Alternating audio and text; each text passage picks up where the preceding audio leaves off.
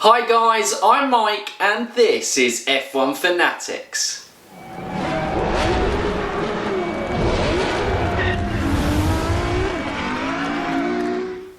Welcome back guys to another driver ratings. This is where we go through the grid 1 to 20 and give a rating out of 10 for their race performance, and obviously today we look at yesterday's US Grand Prix with winner Valtteri Bottas. So guys, don't forget, if you're new around here, you can subscribe to the channel, click that bell notification, and you can keep up to date with all our latest content just like this. But for now guys, let's get into those driver ratings. So in P1 was Valtteri Bottas, and for me I thought it was a fantastic drive for Valtteri Bottas to have any chance of winning the championship or taking it to at least Brazil. He needed to win this race, and he did that by getting pole on the Saturday, and he drove an absolutely fantastic race in his pursuit on Lewis Hamilton on the medium tyres. So it was a very impressive performance for Valtteri Bottas, his fourth win, the most that he's ever had in a season ever, and he keeps getting better and better. A very good and strong solid performance from Bottas. 9 out of 10 for me. In P2 we have his teammate Lewis Hamilton and six-time world champion. What an incredible driver Lewis Hamilton is. Absolutely incredible achievement. Only the second person in the history of sport to win 6 drivers' world titles. And it is just such a great achievement. And in honesty, it was a champion's drive. He may not have won the race, but he was on the wrong strategy, going on the one-stop strategy compared to the two-stop strategy. In fairness, without the yellow flag, he may have been caught by Max Verstappen or even overtaken at the end, but to go that long and remain on a competitive pace on those tyres was a really fantastic race for him. Again, 9 out of 10. For Lewis Hamilton. In P3 I'm going to give Max Verstappen a 8 out of 10, and there is only one reason that he doesn't match the top 3, who I thought for the top teams all drove really incredibly solid races. For me, he had his one chance to win this race, or at least be more competitive up the top end, and that was on the first pit stop. He needed to undercut Valtteri Bottas. He was very close, but not quite. Admittedly, it was a fantastic pit stop by Mercedes, but still, there was his opportunity. Those are the type of situations that you've got to make count to get the kind of top grading as a driver's, and he just wasn't able. Third place in the US Grand Prix, where he's usually strong though, is still a fantastic performance for Max Verstappen, and why he still gets 8 out of 10 for me. In P4 we have Charles Leclerc, and Ferrari, they just didn't have a great day at the races. It's going to be a 7 out of 10 for me. If you listen to Red Bull, this is because they were cheating in other races, and so now they're back where they should be in relation to the competition. Completely disagree with this. Charles Leclerc was running an old engine after having, I think it was an oil leak in FP3, which meant that he missed all of that session, and obviously wasn't able to do any low runs in FP3, so he went into qualifying a bit blind on that. I just think Charles Leclerc, with that engine, he wasn't competitive with obviously the top teams this week. Got the best out of his race, but being closer to the midfield than he was the top end wasn't a great performance for him. So it could have verged on a 6 out of 10, but with the engine not being his problem and doing the best with what he had, 7 out of 10 for me was Charles Leclerc. In P5, another fantastic race, an 8 out of 10 for me. It wasn't better than Max Verstappen's race, probably on a par. He got driver of the day. For me, not my driver of the day, because you see it so many times that when a top team has an incident at the start of the race and they go to the back of the grid, it's still a fantastic drive to get back into the points, but he hasn't beaten anyone that I wouldn't expect him to beat.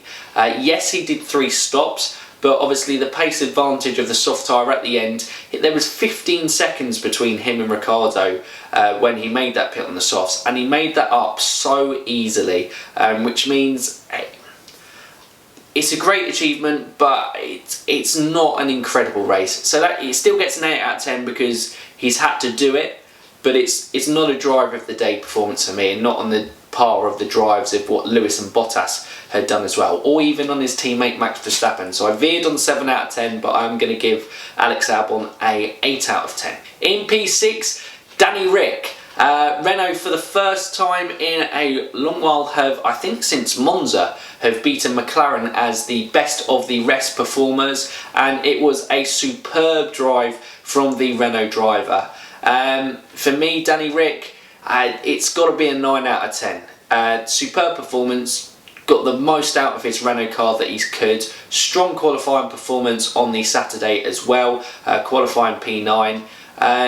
Yeah, there isn't really much more else to say from that. Stayed away from the kind of trouble thing, outraced the McLarens, keeping ahead of Lando Norris. I think Lando Norris did say that the yellow flag hindered maybe an approach on Daniel Ricciardo at the end, but he's got the position, best of the rest. 9 out of 10 for the midfield. It's a great drive by Danny Ric. In P7 we have Lando Norris, and for me is a 9 out of 10 for me. The only thing stopping him, 8 out of 10 for me. The only thing stopping him getting a 9 out of 10 is because he wasn't able to beat Daniel Ricciardo and finish best of the rest, because he was quick at the US Grand Prix all weekend. He came third fastest in FP3, and he also topped Q1 in qualifying, so he had natural pace. He was comfortable around the circuit, but wasn't able to get past Daniel Ricciardo at the end and secure P6. So yeah, still a fantastic drive, but 8 out of 10 for me for Lando Norris. In P8 we have Carlos Sainz, and probably on the high standards that he now probably sets himself from being how consistent he is, not one of his best. Obviously involved in a collision with Albon at the start. Probably it's a racing incident, but if you were leaning towards anyone more, it probably would have been Carlos Sainz, who would have been the issue there. Struggled to come back, probably wasn't going to finish best of the rest from that incident, but still obviously finished ahead of Nico Hülkenberg's Renault, which was good for him. So a 7 out of 10 performance for me. A solid drive by Carlos Sainz, but I have such high standards of him now, it certainly isn't up there with his top drives. In P9, just mentioned it there, is Nico Hülkenberg. Compared to his teammate of Daniel Ricciardo, not a great drive. Wasn't able to beat any of the McLarens, and wasn't able to beat Carlos Sainz, although involved in that collision at the start. Although the McLarens had a great package all weekend, Daniel Ricciardo proved he beat it. Nico Hülkenberg, you have to judge him on that basis, and you have to judge him against his teammate. Not a great race.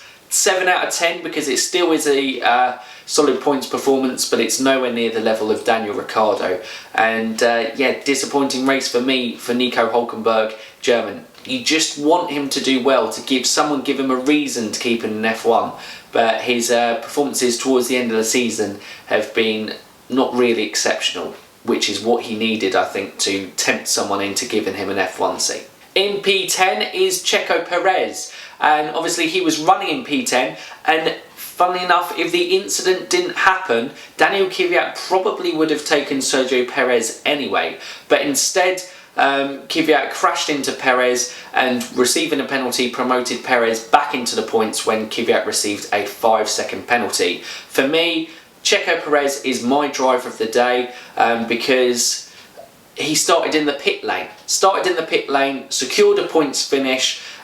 He's raced and competed against more guys so than, obviously Albon went through and gained a lot of places, but those aren't guys who are on their level. Checo in the Racing Point in Formula 1.5 was competing against teams that are on his level, competing for points, and he still managed to get a points finish without that, and gave them a point in the championship, which means that Racing Point are now ahead of Toro Rosso in 6th position in the Constructors' Championship, and that is going to be a fantastic battle in the last 2 races of the season. But for me, driver of the day, Checo Perez. It is a 9 out of 10 performance from me. In P11 is Kimi Raikkonen, and obviously promoted from where he would have been, which would have been P12 in the Alpha, and obviously retirement's coming into play a little bit as well. It was a solid drive from Kimi Raikkonen. He's finished best of Formula 1.75, can you call it, between Alfa Romeo, Haas and Williams now. I mean, I'm not entirely sure you can even bring Williams into that bracket, but certainly between Haas and Alfa. So yeah, a solid drive, a race that he won last year. P11, it's not a bad position. Would have liked a points finish, but yeah, sadly no for Kimi Raikkonen. So P11, 7 out of 10, good performance.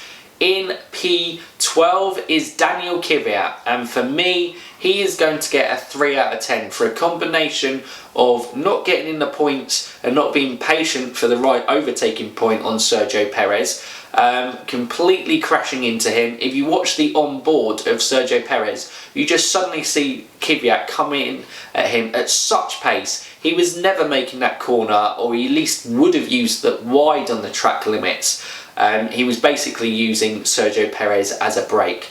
Absolutely crazy. And his comments after is really disrespectful, saying it's a joke that it's a penalty. He was wrong in Mexico because he was purely at fault for the Hulkenberg incident. He was wrong in USA because he was utterly at fault for this Checo incident. For me, it is a 3 out of 10. I could go harsher with it all. But yeah, Daniel Kvyat, he is really not keeping his emotions in check, because for me this all stems at a frustration of being overlooked for the Red Bull seat and seeing how well Alex Albon's doing.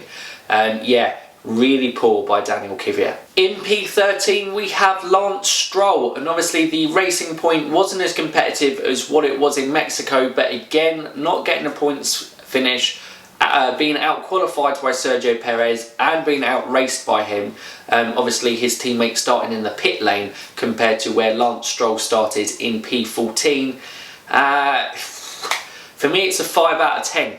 It's a bit of a nothing performance from Lance Stroll, and you know what?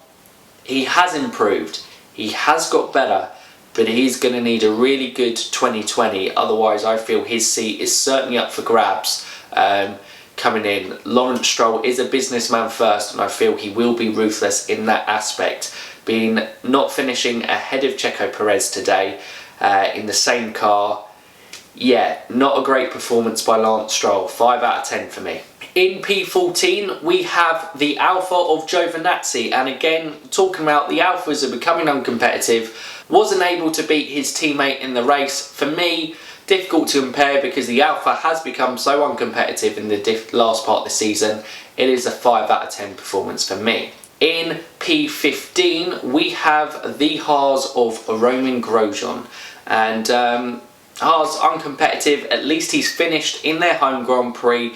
They were obviously hoping for a better result, a good chance to show off in front of their home fans, but they've been uncompetitive for so long now, we didn't really expect anything else. So P15, not bad, can't really complain about it with Grosjean, 5 out of 10. P16 actually didn't finish because he also had a coming together with Sergio Perez, where Gasly came worse off and had to eventually retire from the race. So for me, he gets a 7 out of 10. I thought Gasly was having a very solid race up until that point, and I haven't been able to see the incident. All I have it is from the interview transcript from Pierre Gasly describing the incident afterwards. He wasn't necessarily critical of Perez. He just said that they received damage from that incident and it forced him to retire. But obviously George Russell was so far behind in the Williams that he still was classified as P16. Which means P17 is George Russell, and 5 out of 10. Williams, can't say much. Uncompetitive again. Let's hope 2020 is better. I mean, I get to this point in the driver ratings every week and I just want to say something about Williams, but 2 laps down, I mean, someone retiring at the end of the race and still not being able to be classified in front of them was because they were so far behind. Yeah, it's not great. And then we come on to the retirees. Retirees, it goes in reverse order, so it's P18 is Kevin Magnussen. Real shame to retire at the end of the Grand Prix, but I believe it was his brakes exploded at the end. He had a brake failure, having to retire. P16 certainly would have been better than retiring from the race. So it's a 5 out of 10 for me. Kevin Magnussen can't be blamed. Haas uncompetitive. Yeah, it's difficult for them. In 19 was Robert Kubica, retired with a hydraulics problem. Not his fault. 5 out of 10. nothing really more to say on that. And Sebastian Vettel, very unlucky. Looks like the damage happened before the race. I know I've seen some people saying that he went wide on the corner and it was damage on the curbs that caused the suspension to break.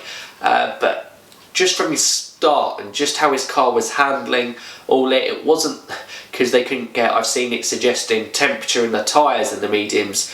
Vettel was complaining from the start and saying, have we got damage?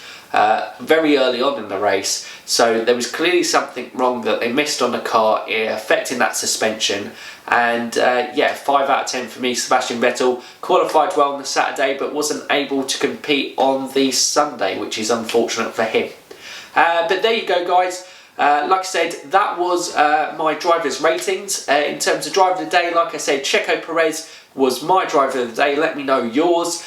Overall feeling of the race rating, for me, 6 out of 10. Good points, got better towards the end, was nice. Bottas and Hamilton, wasn't necessarily too much going on, and we missed a lot of the coverage of the midfield battle, so wasn't great on that front. Wasn't a classic at the US Grand Prix, so it's a 6 out of 10 for me. But there you go, guys. There you have it. I hope you've enjoyed it. Let me know in the comments below what your driver ratings were. Do you agree with mine? What do you rate the rate as? And who was your driver of the day? If you like this video, don't forget to give it a thumbs up. And like I said before, if you are new around here, don't forget you can subscribe to the channel for more content like this. We'll be coming at you tomorrow with our full race review podcast with me and Ashley, where we look in the instance in the race in a little bit more detail. But for now, guys, UF1 fans, remember, keep racing.